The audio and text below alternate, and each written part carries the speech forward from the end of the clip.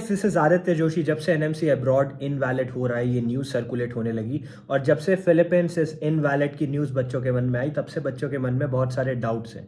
तो इस वीडियो में हम क्या क्या चीज़ें डिस्कस करने वाले हैं। पहली चीज़, जो बच्चे फिलीपींस में हैं बीएस में, उनको क्या करना चाहिए।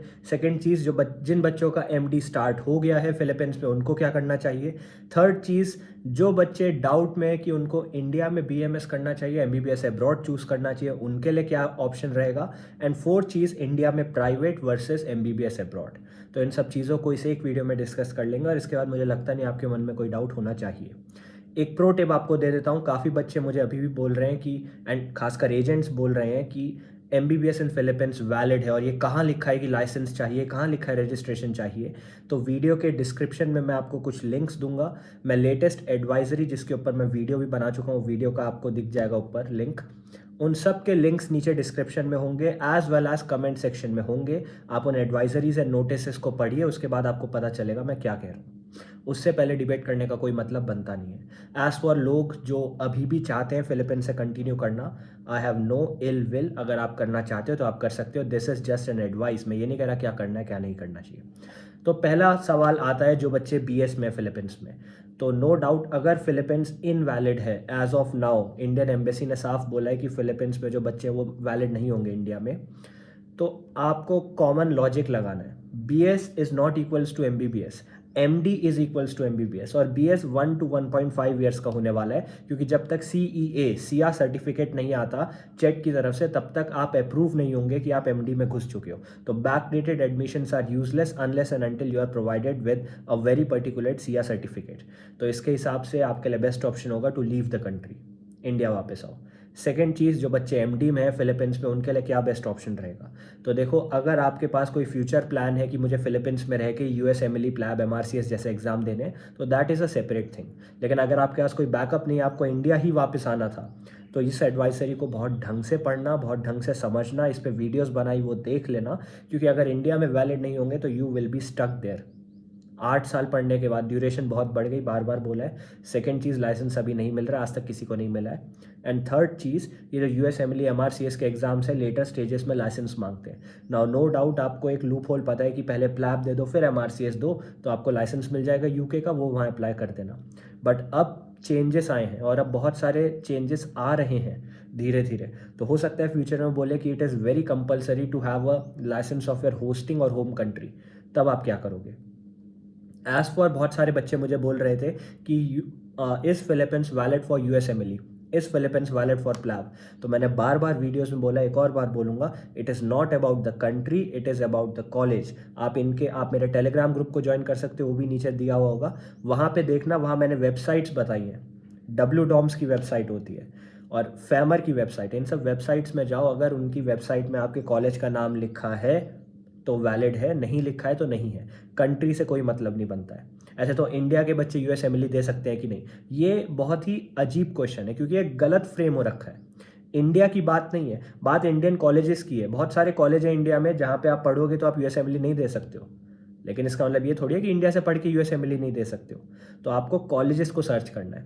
तीसरी चीज़, उन बच्चों का क्या जो इंडिया में बीएमएस कर सकते हैं, और भैया हम बीएमएस करें या फिर हम एमबीबीएस अब्रॉड चूज़ करें।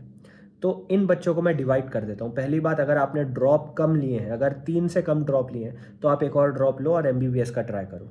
सेकेंड चीज़, अगर आपने बहुत सारे ड्रॉप ले लिए, तो as of now MBBS abroad is not safe. तो इस केस में BMS would be a better option.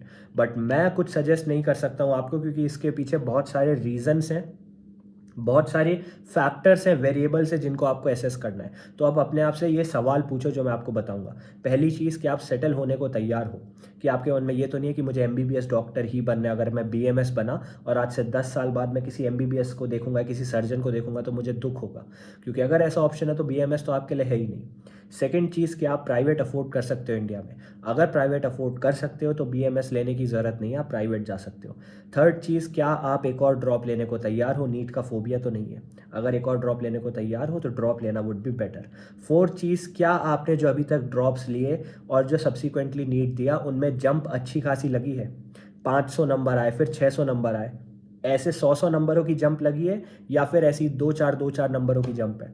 अगर जंप सिग्निफिकेंट नहीं है तो ड्रॉप लेने का फ़ायदा नहीं होगा। एंड लास्टली, अगर बीएमएस आप चूज़ करते भी हो या एमबीबीएस चूज़ करते हो तो फ्यूचर एस्पेक्ट्स क्या हैं, फ्यूचर में इसका स्कोप क्या है, ये आपको जानना ज़रूरी है। अब बीएमएस वाले बच्चे सर्जरी कर सकते हैं, ये बात आपको पता होनी चाहिए, तो that is a good thing, but her type की सर्जरी नहीं कर सकते।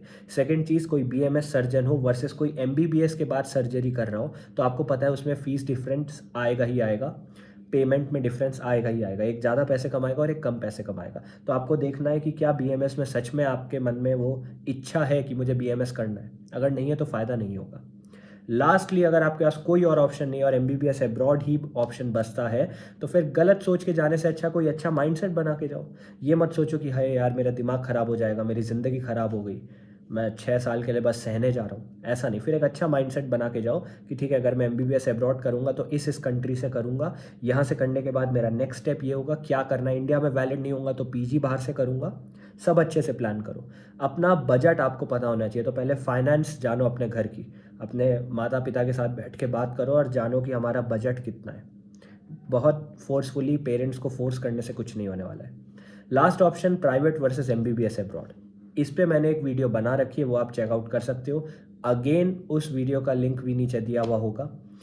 उस वीडियो में स्पेसिफिकली पॉइंट वाइज मैंने आपको बताया कि एमबीबीएस अब्रॉड ज़्यादा अच्छा है, प्राइवेट इंडिया में ज़्यादा अच्छा है। नो डाउट दोनों में फ़ीस डिफरेंस है, दोनों में काफ़ी सारे डिफरेंस है, लेकिन उस वीडियो का कंक्लूजन ये था कि private is much better than MBBS abroad as of now.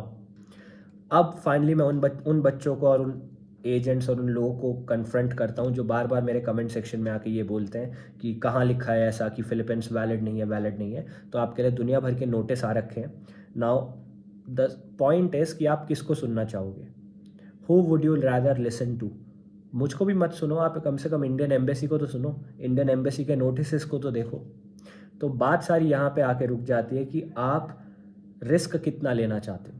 अगर 7-8 साल पढ़ने के बाद आप वैलिड नहीं होगे तो क्या आपको चलेगा, पीजी बाहर से कर लोगे आप। फाइनली मैं ये भी बता देता हूँ, ये जो बच्चे बोलते हैं ना 60-70 पासिंग परसेंटेज, पासिंग रेशियो होता है यूएसएमएलई और प्लैब में, तो भाई नीट में भी 100 नंबर में पास हो जाते हो आप, लेकिन 100 नंबर में कॉलेज मिलता है आपको, नहीं मिलता है। 600 से नीचे तो कॉलेज एक्सपेक्ट भी नहीं कर सकते आप। तो जब नीट में ये सीन है तो यहाँ क्यों नहीं है। यहाँ पे पासिंग रेशियो अच्छा है, लेकिन पास करके क्या होगा जब नंबर ही नहीं आएंगे और आपको आपके मनपसंद की फील्ड नहीं मिलेगी, मनपसंद का कॉलेज नहीं मिलेगा, ना ही आपको स्कॉलरशिप मिलेगी, ना ही कुछ मिलेगा। एक बहुत अच्छा पोर्टफोलियो चाहिए होता है इन सब चीज़ों के लिए। उसके बारे में भी काफ़ी सारी वीडियोस मैंने डिस्कस किए, वो आप चेकआउट कर सकते हो। तो अब मैं कंक्लूजन फाइनली बता देता हूँ, अगर आप बीएस में हो छोड़ दो, अगर आप एमडी में हो तो आपके ऊपर है। अगर आप इंडिया में प्राइवेट कर सकते हो तो इंडिया में प्राइवेट करो। अगर आपके पास बीएमएस का ऑप्शन है और आप एक्चुअली में बीएस में इंटरेस्टेड हो तब बीएस करो। देखो, ये देखना है कि आज से 10 साल बाद रिग्रेट ना हो, that is the primary concern. और हमेशा लोग सोचते हैं कि मेरा पैसा लग रहा है, पैसा लग रहा है। सबसे क्या बोले, वैल्यूएबल करेंसी जो आप यूज़ कर रहे हो दैट इज़ नॉट पैसा, that is not money, that is time actually. आपको देखना है कि आपका टाइम कितना इन्वेस्ट हो रहा है, क्योंकि एमबीबीएस अब्रॉड में एज ऑफ नाउ कोई कंट्री नहीं है जो 7 साल से पहले आपका एमबीबीएस ख़त्म करा दे। उसके पीछे बहुत वैलिड रीज़न है, दैट इज़ एनएमसी ने साफ बोला 5.5 साल का एमबीबीएस होना चाहिए। अब लोग 5.5 साल के एमबीबीएस को 6 साल में बना देते हैं और फिर 1 साल इंटर्नशिप इंडिया में आके होगी, तो हो गए 7 साल। तो बहुत सोच समझ के डिसीजन लेना। मैं किसी को कुछ नहीं कह रहा हूँ, मैंने सिर्फ आपको जनरल इन्फॉर्मेशन दी जो एनएमसी की वेबसाइट पे मिल जाएगी, जो इंडियन एम्बेसी के वेबसाइट्स पे मिल जाएंगी। इनफैक्ट इंडियन एम्बेसी के इंस्टाग्राम अकाउंट में ये सारी चीज़ें आपको मिल जाएंगी। नो डाउट नीचे सारे लिंक्स दिए हुए हैं, आप उनको चेकआउट कर सकते हो। अगर आपको समझ नहीं आ रहा है कि वो गैजेट एक्चुअली में कहना क्या चाह रहा है, तो उस पर मैंने वीडियोज़ बनाई, वो आप देख सकते हो। I hope this video helped. Thank you.